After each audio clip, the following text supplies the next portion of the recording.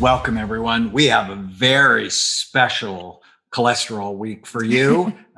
We have one of our friends and favorite guests, Jonny Bowden, with us, who wrote really a seminal book on one of my favorites, cholesterol, called The Great Cholesterol Myth. I use it clinically. I talk to my patients about it. I've probably sold thousands for Jonny.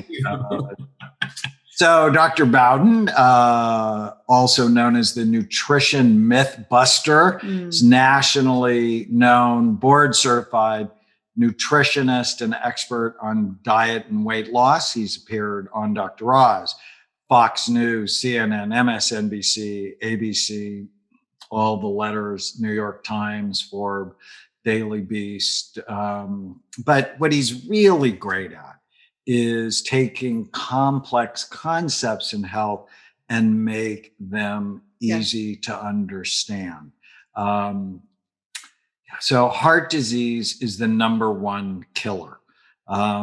However, traditional heart disease protocols, with their emphasis on lowering cholesterol, have it all wrong, according to the Great Cholesterol Myth. Emerging science is showing that cholesterol levels are a poor predictor of heart disease, and that standard prescriptions for lowering it, such as ineffective low-fat, high-carb diets, and serious side effect causing statin drugs, obscure the real causes. So we are going to talk about that today. His new book, The Great Cholesterol Myth Now, includes 100 recipes for preventing and reversing heart disease. And, you know, what you and I often say is whatever's good for your heart is good for your brain, because your brain uses 20% of the blood flow in your body, which is also good for your genitals. So if you want to keep... I quote you on that all the time. I tell everybody, my friend Daniel said that, and it's got to be true. But it is so true. It is so true. And people don't make that connection enough, do they? So welcome, Jonny. We're so happy to have you. And I just want to be here. Yeah, and I just want to tell you, Jonny, it's an honor, because that book really did change so much for me. So I had several people that I consider huge mentors in my nutritional journey. Wow. And I didn't set out to write my books to help other people initially. I set out doing the research to save myself. And so you were one of those people. When I read that book, it was so eye-opening and so life-changing, and it made sense. So I really appreciate it. Thank you so much. That is such an honor to hear that from you. I appreciate it very much. So what's new? No, there's a lot. First, I'm glad you asked. What's new? The premise of the old book, which is still true today, is that the way that we test for cholesterol, HDL, LDL, is obsolete and does not give us valuable information. That's even more true today, because we now have tests that actually do predict. And I want to clear up the notion that, you know, sometimes when people take a contrarian position like we did in The Great Cholesterol Myth, that statins are overused and all that, the soundbite comes out, oh, they don't believe cholesterol has anything to tell us, and they think statin drugs are evil. And neither of those is really what we said. The test that we're using, I mean, if I had one mission with this book, is that never, ever, ever again would a prescription drug be given on the basis of this test. This test is as useless as a horoscope from Cosmopolitan magazine. Sometimes they get it right. I mean, it's not always wrong. You know, you go, oh, I'm a Sagittarius. Yeah, that is me. Most of the time. When you say that, you mean total cholesterol with HDL, LDL. And LDL. Yeah, I think he's going to get to this fractionated thing in a minute. That's exactly what I am saying. And I think it's important to understand that I don't say that cholesterol tells us nothing. I think we're measuring it incorrectly, and we're emphasizing it where it shouldn't be emphasized. So if I could clear a couple of those things up, I think people would actually have some usable information about this. So what's important to understand, and this I guess is sort of new, is that cholesterol does not travel in the blood. It can't. It would be like trying to, if I wanted to get some cooking oil across a lake, if I poured the oil into the lake, it's not going to arrive on the other side so that you can now cook with it. It has to be in a container. Cholesterol has to be in a container, and that container is called a lipoprotein. So if you look at HDL, LDL, what do they stand for? a high density lipoprotein and a low density lipoprotein, but the lipoprotein is the ship, the boat, cholesterol is the cargo. Oh, I like that analogy. And in the last 10 years, the evidence is just stacked up that what's important here is the number of boats in the water, not the cargo, not the cholesterol. Cholesterol doesn't even do any damage to anybody until the boat breaks. And then it gets out into the water and then all kinds of different things happen. But if we're looking at the cargo, instead of saying, why is this boat being damaged? And by the way, how many of them are there? So when I talked about the particle test in the old book, and I still do in this one, and there's even more modern stuff that people are using now, even beyond the particle test, we're talking about counting the number of boats in the water. And here's why. Anytime you have more people in a nightclub, there's more likelihood of a fight. Anytime you have overcrowded conditions, people are going to bump up against each other. And anytime there's tons and tons of boats in any water, there's more likelihood of a crash. It's the action in measuring cholesterol has nothing to do with LDL and HDL. It has to do with the particles, the lipoproteins, because that's what gets damaged. We use cholesterol as a kind of shorthand, but it's the boats. And and those boats don't just carry cholesterol, they carry triglycerides, they carry protein. That's why some of them are high density, some are low. And the part that makes my head explode about this is that they figured out about HDL and LDL in 1963. Using this test when we have the equivalent of, it is like using one of those old cell phones that you used to have to carry. It needed, right? And then we had the flip phones. That was a slight improvement. That's like the HDL, LDL. Now we have the iPhone 12 Pro and we have the Samsung Galaxy. Why are we using this crazy old outdated test? There are 13 different subfractions of cholesterol. They don't all behave the same. They have, some are more inflamed, some are more likely to become inflamed and atherogenic, some are less likely to become that. They have patterns of distribution that we can actually see. And those patterns tell us something. They predict insulin resistance. They predict heart disease a lot better than whether you have HDL and LDL. And yet we are still using this flip phone equivalent when we've got such more sophisticated tools available. And when we wrote the old book, people hadn't even heard of the particle test. Now it's given everywhere. LabCorp has it. Quest Labs has it. And there are even surrogates for it that every doctor already knows. And it's not like a big, heavy lift. ApoB. It's as good as a particle test. And it's on the regulation. It's cost $4. Why are they still using LDL, HDL? My question is, why are doctors so resistant to giving you a fractionated test? Why are they so reluctant? Because I hear it all the time from our patients, from my own doctor. No, we're not going to do that. No, I'm not going to order it. No, you don't need it. Yeah. No, I insist. I'm pretty pushy. But yeah, I get it. I for the pushiness. No. I mean, I get that you're an informed patient. Yeah, you don't just take it like, oh, my doctor says you won't order. Why? I want to know why. Right. And with ApoB, and the reason that I'm kind of moving towards recommending ApoB, which, by the way, everybody should know. So we want to know the number of boats in the water. And the best way to do that is with a particle test, a fraction. In other words, what are the fractions of cholesterol? Because that does tell us something. Particle size actually does predict bad events. I mean, particle number, unlike LDL and HDL. And we talk about this in the book. There are studies that have looked at hospital admissions for coronary artery disease and cardiovascular disease. They're mega analysis. They combine studies in 375,000 patients, and they look at the admissions. And guess what? Depending on the study you read, between 50 and 70% of those people admitted to hospitals for cardiovascular disease have normal LDL. It's a terrible predictor. I don't know why we still think that LDL we talk about this wonderful study that was done quite a while ago called the Lean Diet Heart Study. It's a very, very famous study. They took 605 people who were like the walking dead. They had every risk factor you can imagine. Sure, they had high cholesterol, but they were smokers. They ate a terrible diet. A lot of them were obese. They had heart attack. They were just an insurance underwriter's nightmare.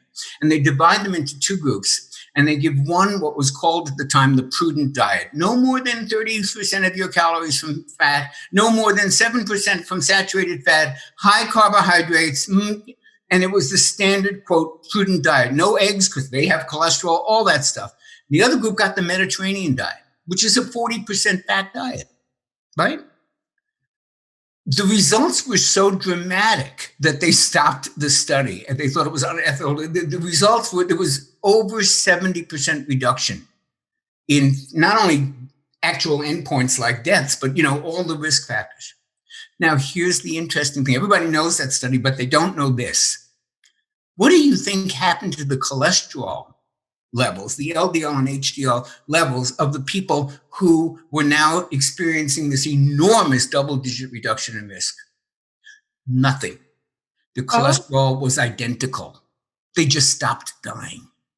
Cholesterol doesn't predict what we think it predicts. We are concentrating on this molecule, this lab test, and we've got so much more sophisticated ways to assess risk, and we're still sticking with this old thing. You asked why. Well, when we come back. Okay, when we come back, we'll talk about why they're stuck. About why. That went fast. But I also want to talk about how important cholesterol is to your overall health and vital hormones. So what did you learn during this podcast? Write it down. Post it on any of your social media sites. Also, we dearly love if you go to the Brain Warriors Way podcast.com, leave us a comment, question, or a review. When we come back with Dr. Jonny Bowden, we're going to talk about, so why do you care about cholesterol? It is not the enemy. It is critical. Title of the new book is Cholesterol, The Great Cholesterol Myth Now, right? It's actually this. It's The Great Cholesterol Myth. It's revised and expanded. That's what we're looking for. The revised and expanded. That's the one that's on Amazon. And what I like is your recipes are super easy. So actually, the recipes are in the old edition. They are not in the new edition. It was so much new information that we just didn't want to. We wanted to get the new stuff in there because it's way. There's many recipe books, so we dropped the recipes and stuck with. But you have a bunch of cookbooks. Is it on audio, Jonny? Is it on audio? The old one was. I suspect this one will be. It isn't yet. It just came out yesterday. Oh, awesome. Congratulations. All right. Stay with us. We'll be back with Dr. Jonny Bowden.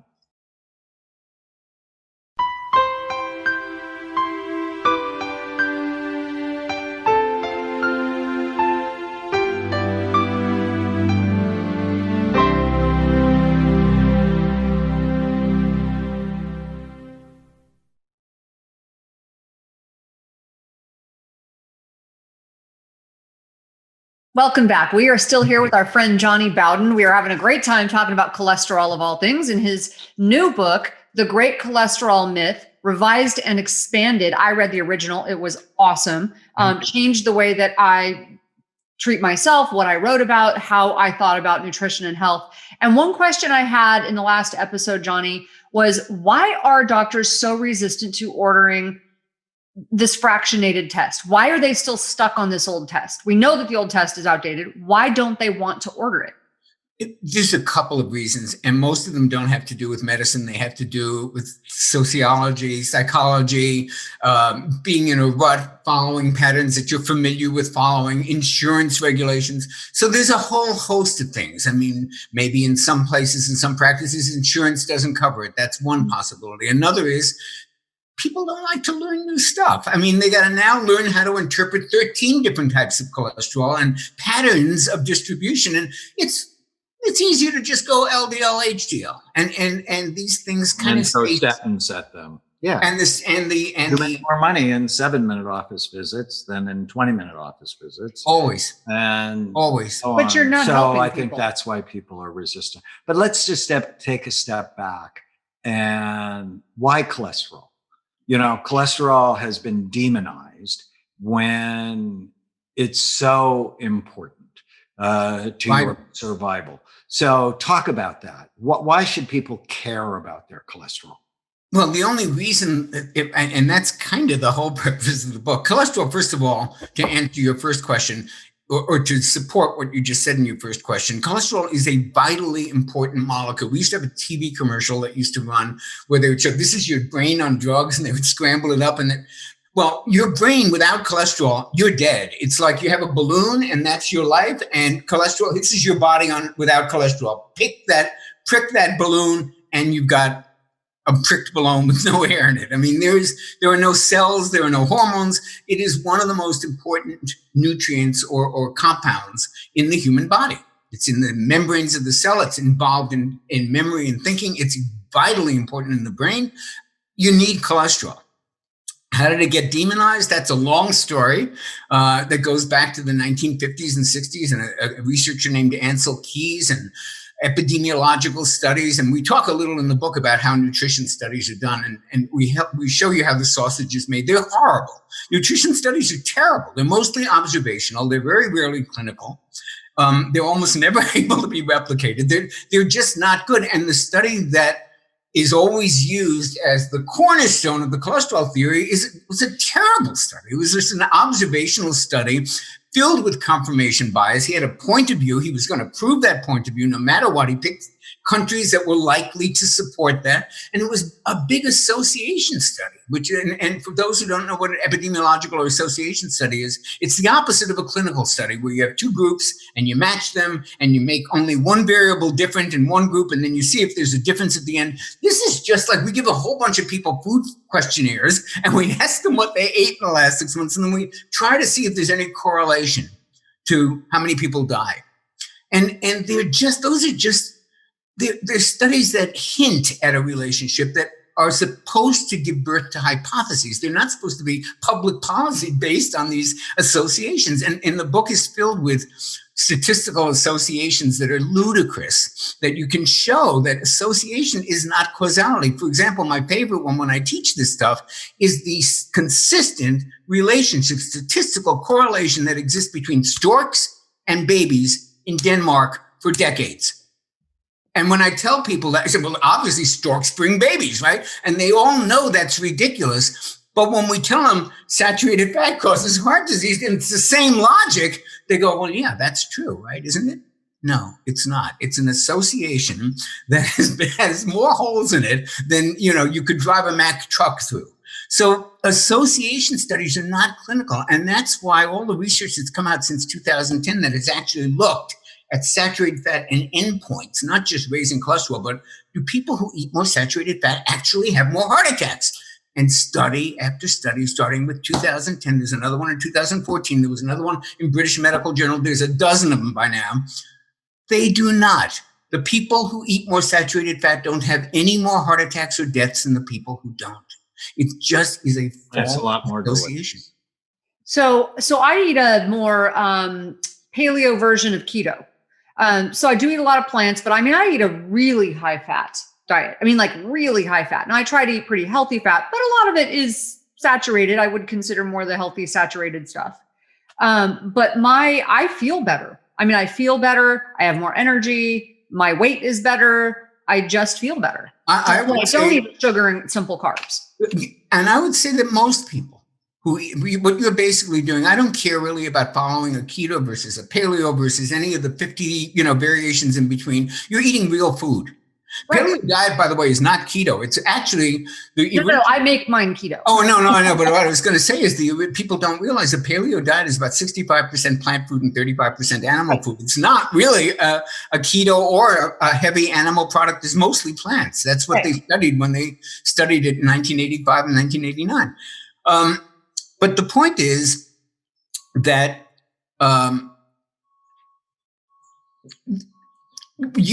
me see. There's a couple of things to unpack. You had mentioned I try not to eat the bad fat, saturated fat. I would like people to understand that bad fat and good fat does not break down in terms of animal and vegetable.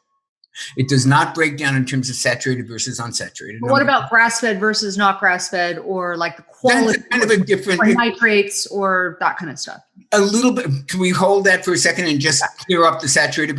So a couple of years, 4 years ago, I wrote another book called Smart Fat that nobody read and it just bombed. But the concept of smart fat, which I wrote with Stephen Masley, was that we should divide fat not into animal versus vegetable, not into saturated versus unsaturated, but into toxic versus non-toxic. Yeah. So if you take canola oil, which is the kind of the poster child for good fat, and it isn't, by the way, it's a terrible fat. Terrible. But if you took canola oil or any one that, unsaturated fat, you put it in a restaurant like a fast food restaurant, which they did. They got rid of lard. They started using canola. You fry up some food, Right. You let it cool, you put it back on the fryer, 7 days of that, and then you throw it out. That was vegetable oil. It's as toxic a cauldron of carcinogens and trans fats as you can imagine, but it was a vegetable fat. On the other hand, if you took the fat from grass-fed meat, which is 50% saturated, right. You can give me, I'll eat that all day long. Me too. So it isn't really whether it's saturated or not. Palm oil is a kind of nutrition. Actually, it gets a terrible reputation, but it's really not a bad oil. Coconut oil certainly isn't. Those are plant-based saturated fats. So we got to stop thinking saturated fat causes heart disease. Toxic fat contributes to heart disease. But whether or not, totally agree with you. How do people know what's toxic and what's not?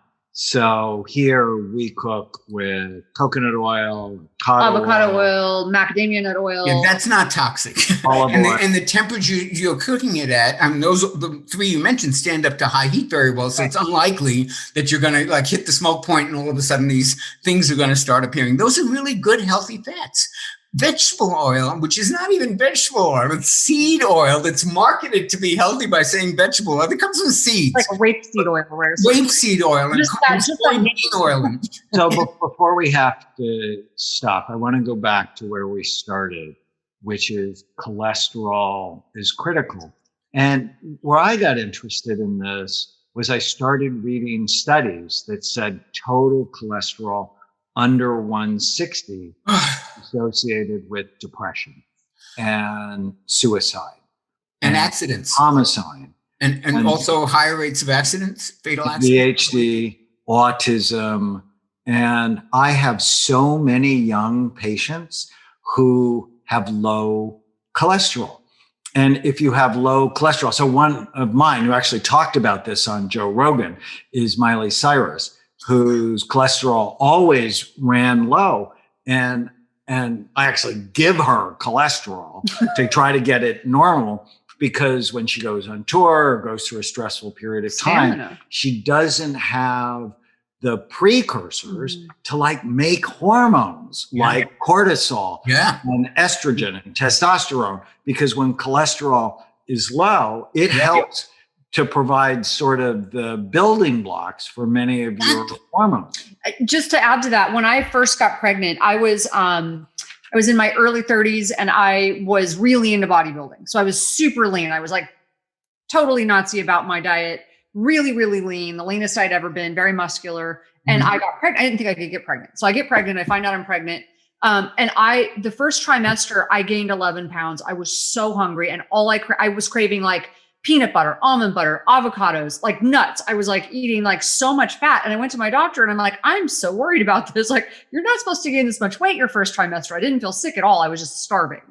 And she goes, it's because you're so lean. You don't have the hormones. Yeah. Your body is trying to tell you that it needs more fat. It needs more cholesterol to support the pregnancy. I was like, oh, that's so wild. Yeah. That was pretty wild. Yeah, and also you didn't mention this, but correct me if I'm wrong. Is it not also the precursor molecule for vitamin D? It's very important. So we have a nationwide deficiency in vitamin D. Could it have anything to do with cholesterol lowering medications that half the population is on? Is that known for affecting vitamin D? It's one of the precursors to make it, isn't it, Daniel? But if you take the medication, does it affect vitamin D? So with everybody taking statins, because cholesterol, all we want you to do, those people who are listening, and often the disclaimer is talk to your doctor. Well, talk to your doctor if he or she has read The Great Cholesterol. Otherwise, or if you're a functional medicine doctor. Doctors are human. Doctors are human. I had an endocrinologist who I thought at one point was trying to kill me. I was on 9 medications. I felt miserable. And this guy was pretty well known. Wow. So I found a different doctor. I found a doctor who's he calls himself the idiot savant of thyroid up in San Francisco. He does research. And I felt better within 2 weeks. So just because the doctor tells you something, if you're not feeling right, it's your responsibility to be your own advocate. I couldn't agree more. You need to be the leader of your own healthcare team. And I'm 100%. That's why we write. That's why Jonny writes, why Tana writes, why I write, so that we can bring you the latest information so you can be your best advocate. Right. So stay with us. We're going to come back with Dr. Jonny Bowden and talk about things to eat and things to not eat. And you have to actually tell them, this is the test we recommend. I'm going to. I can't wait. Is so important. So what did you learn? And, I'll give you a secret. Cholesterol is not the devil. It is not evil. It is essential. Write it down. Take a picture of it. Post it on any of your social media sites. Tag Brain Warriors Way Podcast, or go to brainwarriorswaypodcast.com. Leave us a comment, question, or review, and we'll enter you into a drawing to win either The End of Mental Illness or Tana's new book coming up January 5th, The Relentless Courage of a Scared Child. Oh, I can't wait to read that. Stay with us.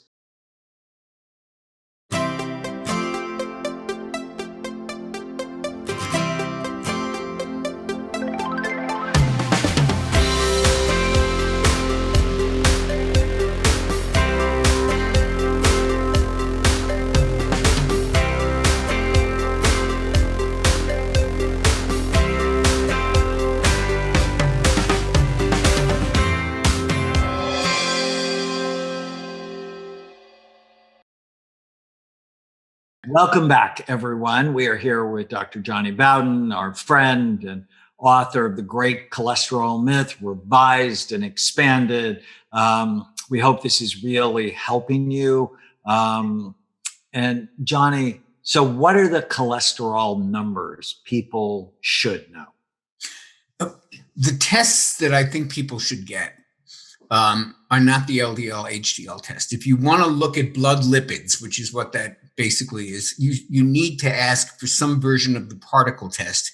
And if your doctor, like Tana's did, balks at that, then ask for ApoB. ApoB is a magnificent surrogate for the particle test. As we talked about it in a previous episode, particles are the boats, cholesterol is the cargo. We don't care that much about the cargo. We want to know about the boats. Those are the ones that get damaged. Those are the ones that get stuck in the endothelial wall and cause all the mischief and the inflammation and the oxidation and eventually the beginning of plaque. But it's the boats that get caught in those parking spaces, not the cholesterol doesn't get dumped until the boat gets injured.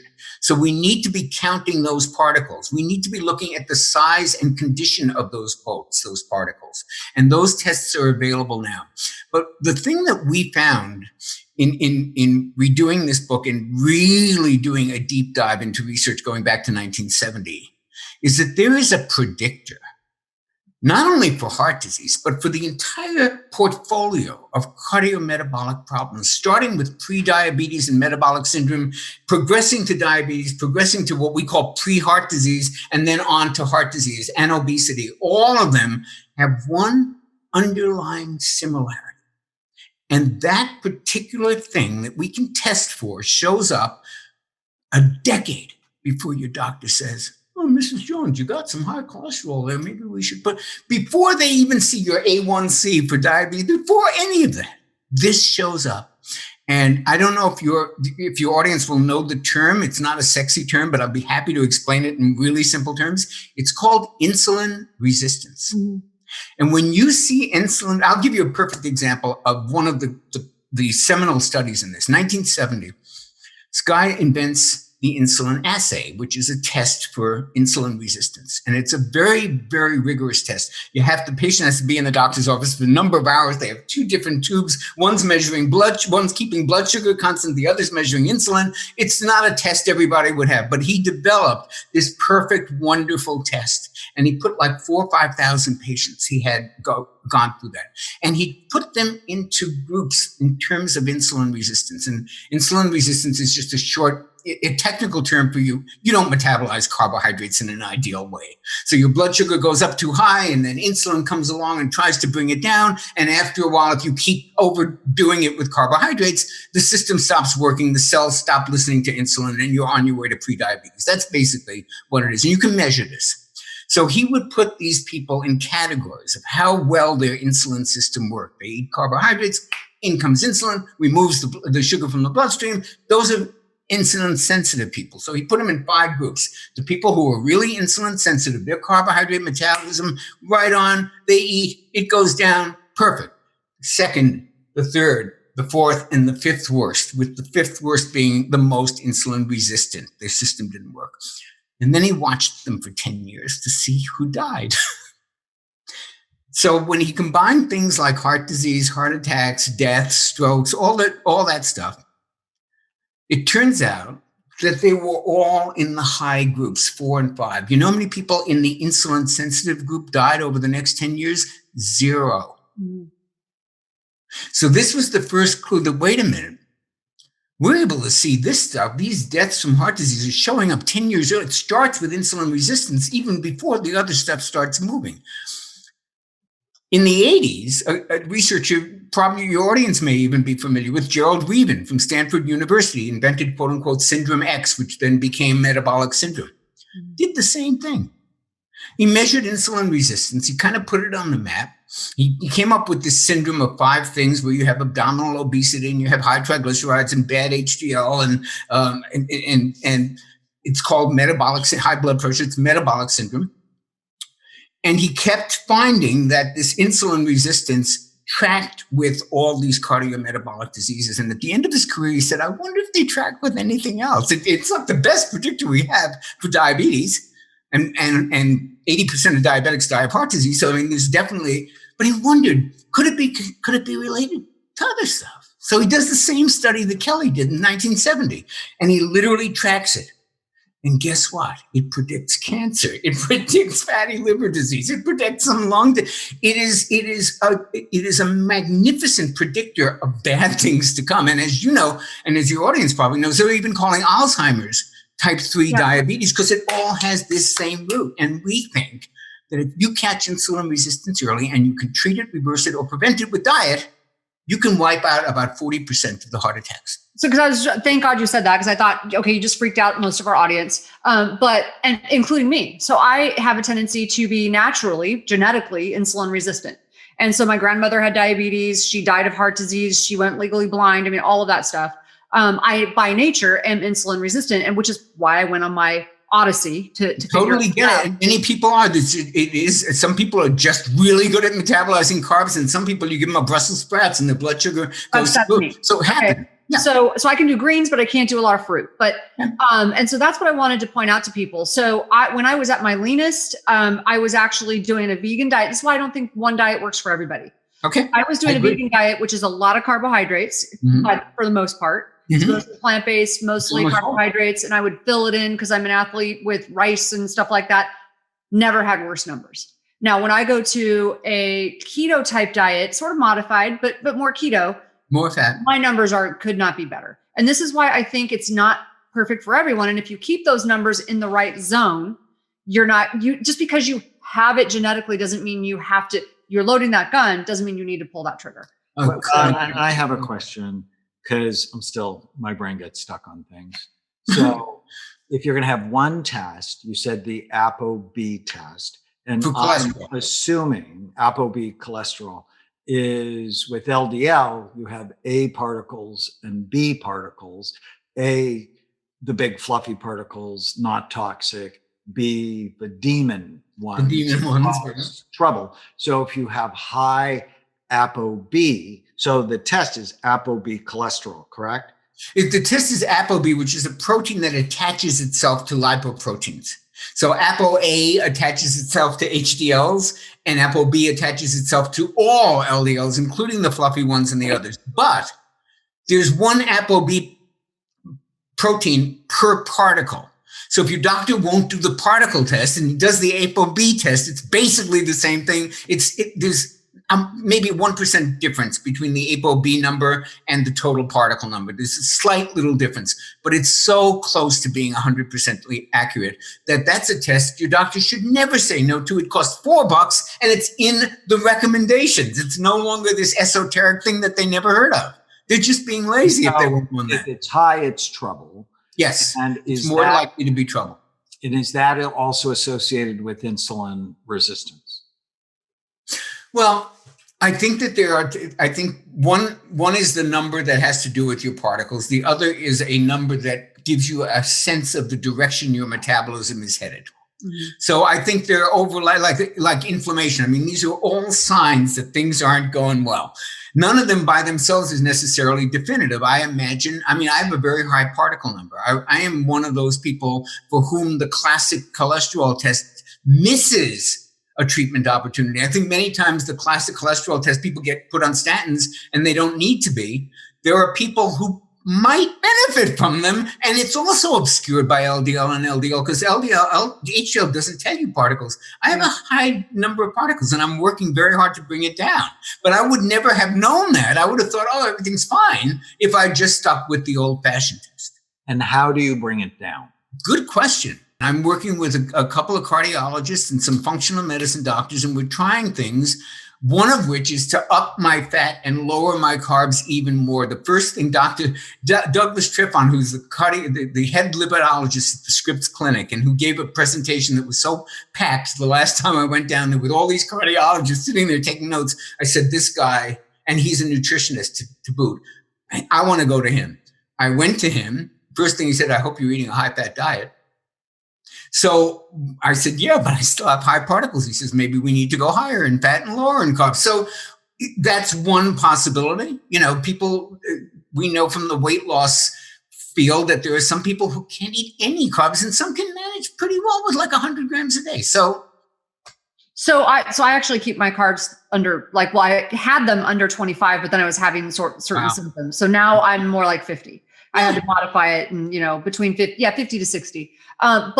But I don't count fiber in that. So I don't know, you know, anyways. No, fiber doesn't count like that. Fiber doesn't count. So one thing that I want for our listeners is I want to, because I know I'm going to get questions. People write into me all the time. What about things like the red rice yeast, red yeast rice, and niacin? Red rice yeast. Well, I am actually trying red rice yeast. You asked how to bring it down. That was one of the, I'd always been like, that's just a natural version of a statin. Why do I want to take that? But Dr. Triflin, for example, said, you know, that's a thing. There were a couple of other things as well that he wanted to try in a kind of cocktail of nutritional supplements. So I haven't been retested since I started that, but that is certainly something that could help. And I think there's a lot less side effects than there are with statin drugs. Okay. And niacin? I hate the flush, and I'm not so sure. Now, the non-flush I heard actually could be not as good for your liver, though. Is that true? Yes. It's not as good, and it's also not as effective at lowering cholesterol. Okay. All right. When we come back, we're going to talk more about cholesterol and how to optimize it so it serves your health rather than steals your health. Stay with us. What did you learn? Write it down. Post it on any of your social media sites. Hashtag Brain Warriors Way podcast. Also go to brainwarriorswaypodcast.com. Leave us a comment, question, or review, and we'll enter you into a drawing to get one of our new books. Stay with us. Are you looking for ways to heal ADD, enhance your memory, conquer anxiety, depression, insomnia, autism, and other conditions? Hi, I'm Dr. Daniel Amen. We provide courses based on what we've learned over 30 years of clinical practice. We also offer accredited courses geared to physicians, therapists, and students looking to get ahead. Are you ready to change your brain and change your life? Get started today. Welcome back. We are still here with our friend Jonny Bowden and his book, The Great Cholesterol Myth, Revised and Expanded. I'm super excited about this because it was such a helpful book to me. This is just flying by. And most of the questions we have on our list, Jonny, because you are so good at this, you've actually already answered. So what I want to actually talk about is practical tips for people. Like, what do we do? Like to prevent heart disease, to get your cholesterol down. Just what can people do today, starting today? So I'm going to give you my go-to nutritional advice. You know, I do so many of these things, and people, you know, what can I do? Give it to me in a nutshell. And you really can't explain diets and macronutrients and proportions but you can give this 3-word mantra, which to me is the most important nutritional advice anyone could get, more important than what diet you follow, more important than whether you're vegan or paleo or carnivore. And it is this, and it sounds simpler than it is. Eat real food. Now, let me explain what that means. It doesn't mean kale chips. It doesn't mean a lot of what you think it is. Real food defined this way. If you put it outside, it's going to spoil. If you showed it to 4 generations ago grandmother, your great-great-great-great-grandmother, and you said, what is this, Nana? She, oh, I know, let me cook it up, as opposed to what they did in the blue zones when they showed them Lunchables to these old people who, what is that? But they didn't even know what it is. So it needs to pass that test. Your great-great-great-great-grandmother knows, oh, that's cauliflower. You boil it. Oh, that's meat. You cook. It has to pass the great-great-great, and it needs to be something that would spoil outside. So if you're in doubt, it looks healthy. It's kale chips. If you're in doubt, it's not on the list. If there's any doubt, you throw it out. So that really leaves what I call the 4 major food groups. I call them Jonny Bowden 4 food groups. I didn't invent them. Food you could hunt, fish, gather, or pluck. So if you were naked on the African savannah with a hard stick, what could you catch? What could you knock out of a tree? What could you pluck out of the ground? It's probably good for you. And those foods are the least likely to cause metabolic damage. And I would love people to, as a take home, to stop thinking that cholesterol numbers equate with heart health. That if your numbers are low, your heart is healthy. If your numbers are high, it's not. We need to start thinking about these other metrics. And if people don't want to get tested a million ways, just eat real food, because that does not drive up the numbers that you don't want driven up. You don't get insulin resistance on foods you could hunt, fish, gather, or pluck. You just don't. You get it on kind of nutrient empty processed foods that we keep eating more because our bodies are saying, where's the magnesium? Where's the protein? Give me more, give me more. These foods create their own cravings. And they literally make you want more of them. They've been engineered to do that. And they're nutrient kind of empty. Nobody can sit watching reruns of Seinfeld and eat 3 steaks and 3 portions of broccoli, but you could eat 6 bowls of cereal, no problem. It was designed that way. So if you eat real food, that's half the battle about what to eat. You don't have to count calories of fat. You don't have to count proportion of protein or fat. Just eat real food. And the way it comes in real life, the meat comes with that. And as long as you get grass-fed meat that hasn't been pumped through with hormones and bovine growth hormone and steroids and antibiotics, it's going to be, you don't have to worry about that. So that's my. Do you have any suggestions for people with low cholesterol? I see it all the time. I don't. I would ask you. I mean, I don't see that as much. So I'd ask you. Among my young people, especially, and maybe it's because their parents saw cholesterol as the enemy and they bought the labeling. We use something called sonic cholesterol to raise it. We're actually giving them cholesterol, but that's how important it is. It's just such a really important thing. All right. Well, I interrupted you when you were telling us how to keep blood vessels healthy. So eat real food. Eat real food. Number 1. Number 2, understand, and we talked about this in episode 1 and 2, that the boats, the boats that are carrying the cholesterol cargo, which is the lipoproteins, get damaged. And they get damaged when they get stuck in the endothelial wall is the lining of the artery. And when it gets damaged, all kinds of bad stuff happens. It's exactly the same. I'm sure you've had podcasts about leaky gut. So you have a gut wall lining, also one cell. You have an endothelial wall in the gut. And when it's like chicken wire, and when those little holes get in there and it starts to break, then stuff gets into the bloodstream that doesn't belong, and you have immune system reactions and bad stuff happens, right? Same thing with the walls of the arteries. When they get damaged, bad things happen. A particle gets stuck in there. It parks in a place it's not supposed to be. All of a sudden, it dumps this cargo. All of a sudden, you've got foam cells creating plaque. Then you've got calcium capping it so that it doesn't spread anymore. Before you know it, you have plaque. That all happens when there's damage to the endothelial wall. And what is that damage? Generally, inflammation.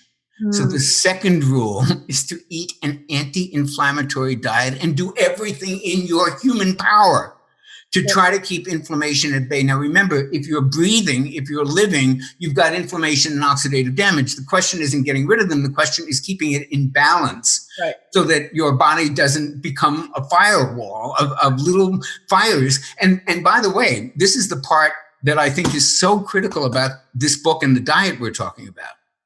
It all relates to COVID. Yeah, of course. Yep. One of the metabolic conditions that makes it bad. Daniel and I talked about this when I interviewed him for the mental illness book. We're all, probably 80%. When the dust settles, I'm going to guess 80% of the world has been exposed to this. That's not what's important. What's important is, do you get sick or not? And what increases the risk of a bad outcome is what? All of the conditions we've been talking about. So eating a diet that doesn't produce insulin resistance, that doesn't overwhelm the system with carbohydrates and junk food, and is actually filled with fat and good protein, and is actually the best way to support your immune system. I mean, I think Daniel and I are in the same boat. We're both in the same age range where bad things happen.